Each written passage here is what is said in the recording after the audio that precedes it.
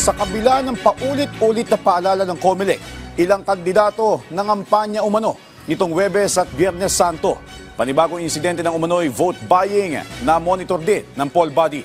Si Luisa Erispe sa sentro ng balita. Live, Luisa.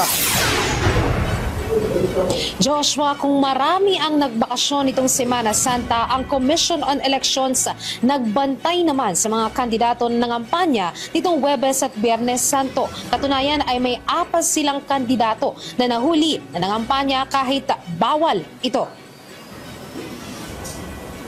Sa kabila ng paulit-ulit na bili ng COMELEC na ipinagbabawal sa batas ng mga kampanya sa Huwebes at Biyernes Santo tuwing Semana Santa, may 4 na kandidato ang pasaway at nangampanya pa rin umano. Ayon kay COMELEC Chairman George Erwin Garcia, nag-post umano sa social media ang mga kandidato gamit ang kanilang official accounts na may nakalagay na vote for. Kahit pa simpleng post, giit ng COMELEC, bawal pa rin ito. Yung pangangampanya po, hindi po kinakailangan kasi umiikot. May stage, nagkakakanta, nagsasasayaw.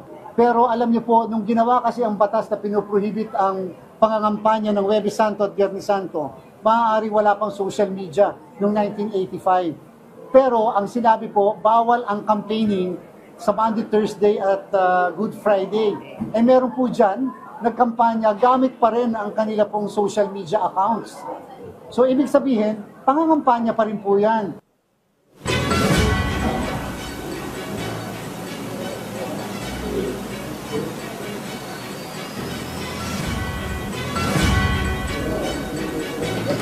Maglalabas ng show cause order ang COMELEC laban sa mga kandidato at ayon kay Garcia, 3 sa kanila tumatakbo sa lokal na posisyon at may isa namang para sa party list organization. Dagdag paliwanag naman ng COMELEC, Huwebes at Biyernes Santo lang naman bawal ang pangangampanya sa Semana Santa. Sanaan niya ay sumunod na lang sila at nangampanya ng ibang araw tulad ng Sabado de Gloria o di kaya ay nitong Linggo ng Pagkabuhay. Hindi naman pinagbawal ang Sabado de Gloria o kaya yung Linggo ng Pagkabuhay. Huwebes Santo lang at saka Biyernes Santo. Pero may nag-violate pa nga rin. Hindi naman agad sasampahan ng disqualification case ng COMELEC ang mga kandidato. Hihintayin muna nilang sumagot ito sa ilalabas nilang show cause order.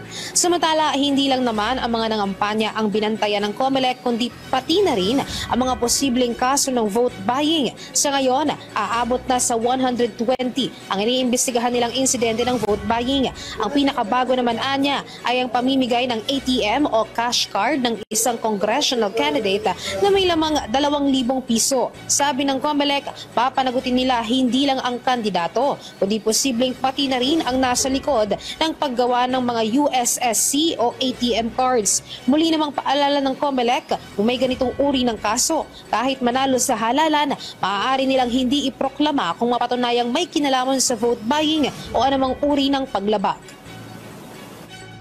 253 ang hindi namin pinroklama na nanalong kandidato ng barangay ng SK.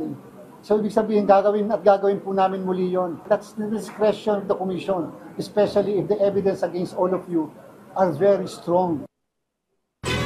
Joshua, hinggil naman sa paghahanda para sa isasagawang halalan sa May 12. Ngayong araw ay inaasahan din nga magkakaroon o mamayang alas 12 ng madaling araw ay magsisimula ng mag-deploy ang Commission on Elections ng mga balota na gagamitin para sa halalan. At ngayong araw naman ay inilunsad din nila ang Random Manual Audit Committee ang siyang magsasagawa ng Random Manual Audit pagkatapos ng halalan. Dito ay masisiguro na walang dayaan at accurate ang mga binabasang boto ng makina mula dito sa mga balota. Joshua.